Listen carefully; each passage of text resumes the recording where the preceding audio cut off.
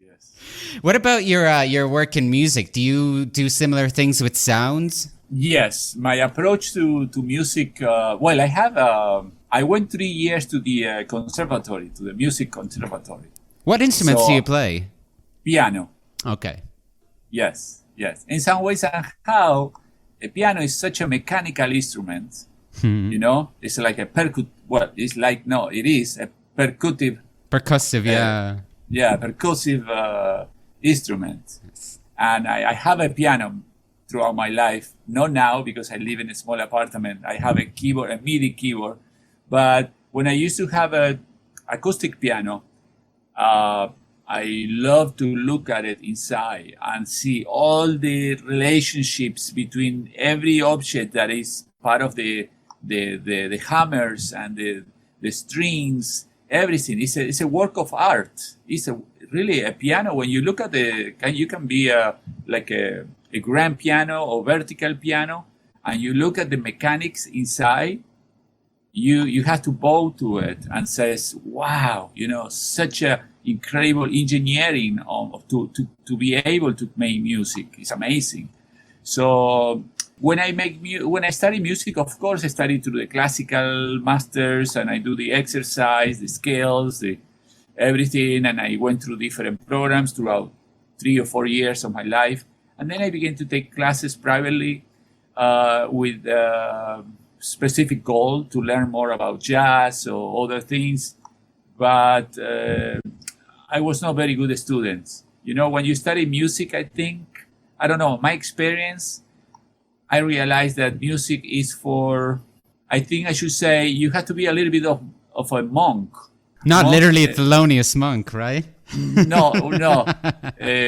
But no, it's a nice play of words. But you really have to commit to the study. Sure. Music is something, and especially if you play piano, is something that you continue to grow and learn, and throughout the whole life. And of course, I love great jazz musicians like Herbie Hancock, Miles Davis, Pat Metheny, and jazz, and today the contemporary great composers and players like Robert Glasper and so many other great musicians.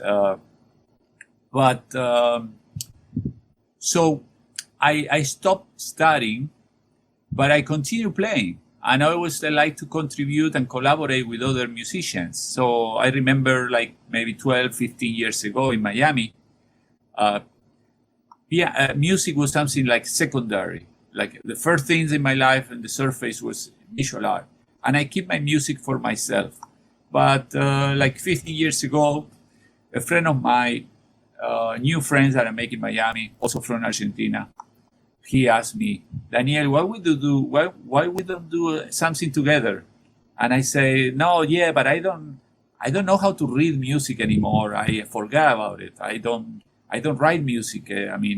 No, he says, let's do something experimental. When he says something experimental, I went like, wow, if you're talking to me like that, yes.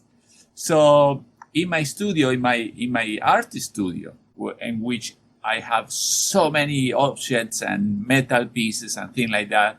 So I say, okay, I'm gonna make music with the objects that I have around. So this partnership with my friend became what is today something called UOM, which is the anachronism of Unheard of Music. And we put that name because also it have a second meaning, but also because we got together to make music also as a collage of sounds. And it was very interesting. And then little by little, more people got involved in the project. We keep it with an open mind. And also we collaborate with other people that do vocals, people that do other instruments. And then we met another friend that played cello. I say, oh, this must be interesting. I hit different type of oxygen tanks that make a wonderful like bell, like a church bell sounds. Eduardo, the other friends play guitar, synthesized guitars, and this other guy is gonna play cello. So imagine, it was it's still a fantastic mix up. Yeah. What's the name of this ensemble again? Oh, you can find us in SoundCloud. We call ourselves the UOM, BUOM, UOM, like University of Miami, but actually it means unheard of music. Interesting.